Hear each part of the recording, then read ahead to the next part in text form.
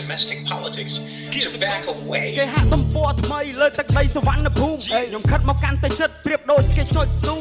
ចេញពីស្រុកភូមិ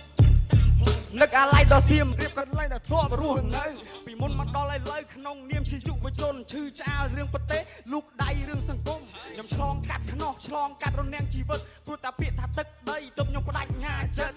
កលយានមិត្តមានតិចជាទូសមិត្តគ្រោះថ្នាក់រយចំពុកមិនដឹងពេលណាអស់ជីវិតខ្ញុំឈរបានយូររស់មកដល់សពថ្ងៃអរគុណដល់គ្រូកណ្ដាលនិងទឹកដោះម្ដាយថ្លៃអរគុណដល់អ្នកចាមុនគេថាភាសាបាលីអរគុណអក្សរជាតិដែលខ្ញុំអាចផលិតតន្ត្រីគេហាក់ទំព័រថ្មីនិងគេហាក់ទំព័រចាស់ខ្ញុំសុំខ្ញុំសុំបើគេហាក់ទំព័រថ្មីមិនសូវល្បីប៉ុន្តែក៏ក្រើកដីចិត្តចង់លេងពាក្យលេងសំដីមានទេពកោសលតាំងពីនៅក្មេងវ័យសុំបើគេហាក់ទំព័រថ្មីមិនសូវល្បីប៉ុន្តែក៏ក្រើកដីចិត្តចង់លេងពាក្យលេងសំដីមានទេពកោសលមុននឹងក្រោយមិនយូរមិនឆាប់វាគង់តែងាប់ក៏ដូចតែគ្នារុនទៅឲ្យមានតម្លៃគេឈ្មោះឲ្យថ្លៃតម្លៃដូចបៀកុំរុននៅត្រឹមមួយពេលបានស៊ីមួយឆ្អែតឲ្យផុតមួយគ្រាងាប់ទៅអត់អ្នកអាណិតបែកចោលជីវិតទៅវេទនាអីកាត់មួយជាតិហិតមានមួយច័ន្ទអីធ្វើមិនបានក៏ត្រូវតែធ្វើបនបាបគឺនៅលើជើងកម្មនឹងទៅស្នងនៅរាល់ទង្វើមានចំណេះគឺចែកពីគ្រូកំអត់កំណាត់ដោយសัตว์កពើបានឡើងលើបែបដៀលអ្នកក្រោមចាប់អញមកផ្ទះឲ្យបាត់មកភ្លើមើលឲ្យច្បាស់ថាខ្ញុំគឺជាអ្នកណាមិនមែនជាជនកំសារត់ពួនកិច្ចពីខ្លាសំលេចដែលរិចស័យមានន័យដូចបានចាសំដីដែលខ្ញុំនិយាយដូចវាយកណ្ដាលក្បាលមិនចេះតែថាដូចយើងឃើញចាក់ស្ដែងល្អនិងអាក្រក់កុហកនិងសំដែងរឿងខ្លះគឺវាពិតតែត្រូវគេបំលែងពីសប្រាច់ជាខ្មៅសម្លាប់តែគ្នាឯងខ្ញុំសុំបើគេហាក់ទំព័រថ្មីមិនសូវល្បីប៉ុន្តែក៏ក្រើកដីចិត្តចង់លេងពាក្យលេងសំដីមានទេពកោសលតាំងពីនៅក្មេងវ័យសុំបើគេហាក់ទំព័រថ្មីមិនសូវល្បីប៉ុន្តែក៏ក្រើកដីចិត្តចង់លេងពាក្យលេងសំដីអមមានទេពកោសលតាំងពីនៅក្មេងវ័យសុំបើគេហាក់ទំព័រថ្មីមិនសូវល្បីប៉ុន្តែក៏ក្រើកដីចិត្តចង់លេងពាក្យលេងសំដីមានទេពកោសលតាំងពីនៅក្មេងវ័យសុំបើគេហាក់ទំព័រថ្មីមិនសូវល្បីប៉ុន្តែក៏ក្រើកដីចិត្តចង់លេងពាក្យលេងសំដីមានទេពកោសលតាំងពីនៅក្មេងវ័យបាទសូមអរគុណមានអីជាចុងក្រោយមានអារម្មណ៍ភ័យមានអារម្មណ៍ញ័រជើងលើកទី1បាទសូមអរគុណច្រើនទៅកាន់ហើយជាពិសេសគឺបងគិតសគុណដែលបានហៅខ្ញុំមកចូលរួមជាមួយគ្នាហើយនេះក៏ជាលើកទី1សម្រាប់ខ្ញុំដែរមានអារម្មណ៍ថារៀងភ័យតិចតួចតែក៏សូមអរគុណជាលើកចុងក្រោយបាទមិនទាន់ចូលតាណាខ្ញុំភ្លេចប្រាប់គាត់អាចថាជាប្អូនក៏ថាជាសិស្សក៏ថាបានដែរប៉ុន្តែគាត់ BA ព្រៃឡង់ទេ BA ស្វា BA ព្រៃឡង់គាត់ស្រឡាញ់ព្រៃឈើប៉ុន្តែគាត់ធ្វើជាងអាឈើឥឡូវអាជីពហ្នឹងមែនអត់អត់ទេលោតចូលលើឆាកបាត់ឡើយ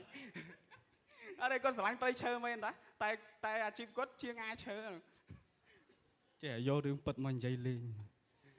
និយាយលេងទេហើយខ្ញុំអរគុណច្រើនហើយគេហាក់ទំព័រថ្មីមួយនេះមិនដឹងថាអត្តន័យយ៉ាងណាយ៉ាងណីប៉ុន្តែបត់មុនក៏ខ្ញុំសូមអធិស្ឋានដែរកាត់កងតាមសម្លេងផ្ទះដៃទៅពូភ្លេចប្រូរឿងច្រើនហើយអរគុណច្រើនណាជួបគ្នានៅបត់ថ្មីប្រហែលជារួចចូលឆ្នាំខ្ញុំចេញឲ្យផ្អើលប្រទេសម្ដងទៀតហើយអរគុណបាទសូមអរគុណជួយអត់ណាបាទសូមសុភាមួយចំនួនបាទគៀសគុណជ្រៀងព្រោះទេបាទគាត់ជ្រៀងព្រោះហើយខ្ញុំគឺជាខូចរបស់គាត់និយាយលេបាទ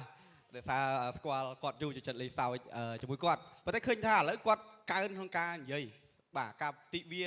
យុវជនឆ្នាំណានោះដែលយើងធ្វើនៅ CJCC គាត់ជ្រៀងផងឲ្យធ្វើវាគ្មិនផងគាត់ជម្រាបសួរទស្សនិកជនសូមជម្រាបសួរខ្ញុំប៉ុន្តែបើជ្រៀងមកឆ្វាចមកហ្មងបាទអញ្ចឹងគឺថាឥឡូវដូចរៀងឡើងទឹកដមណាការបានទាំងការច្រៀងបានទាំងការនិយាយបាទប៉ុន្តែសុំសួរបន្តិចអាបទចម្រៀងមិញគេហាក់ទំព័រថ្មីហ្នឹង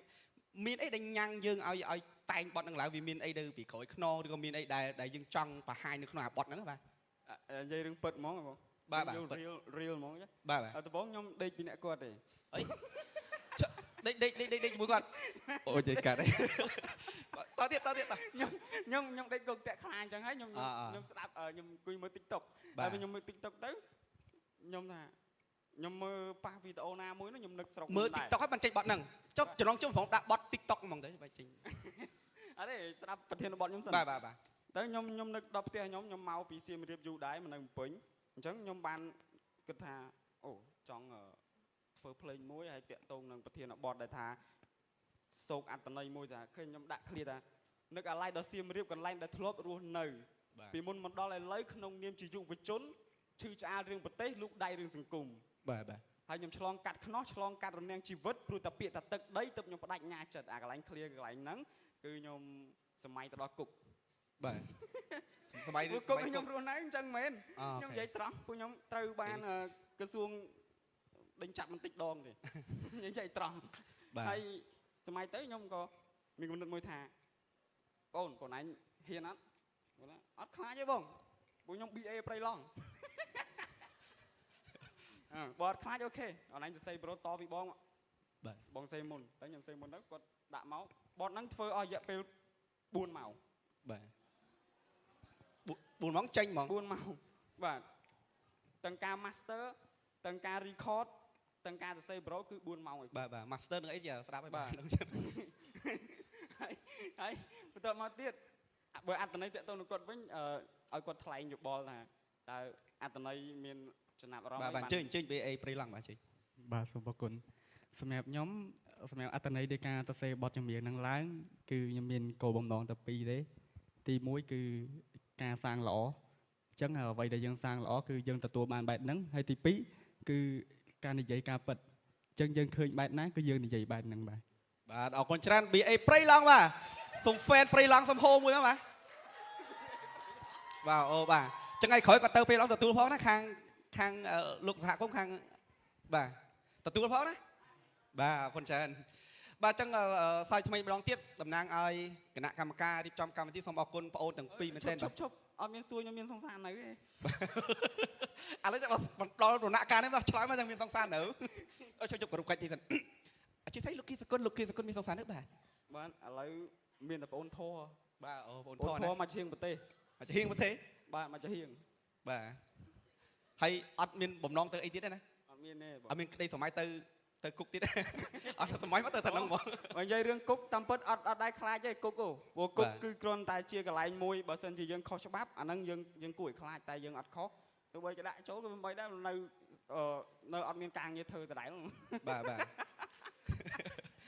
អូខេអរគុណច្រើនបងអូនទាំងពីរដោយសារតែពេលវេលាខ្លីអត់បានណៃណងជាមួយគាត់ច្រើនដោយសារតែមើលមុខអ្នកចូលរួមដំបូងហ្នឹងគឺមុននឹងច្រៀងគឺឃើញថារៀង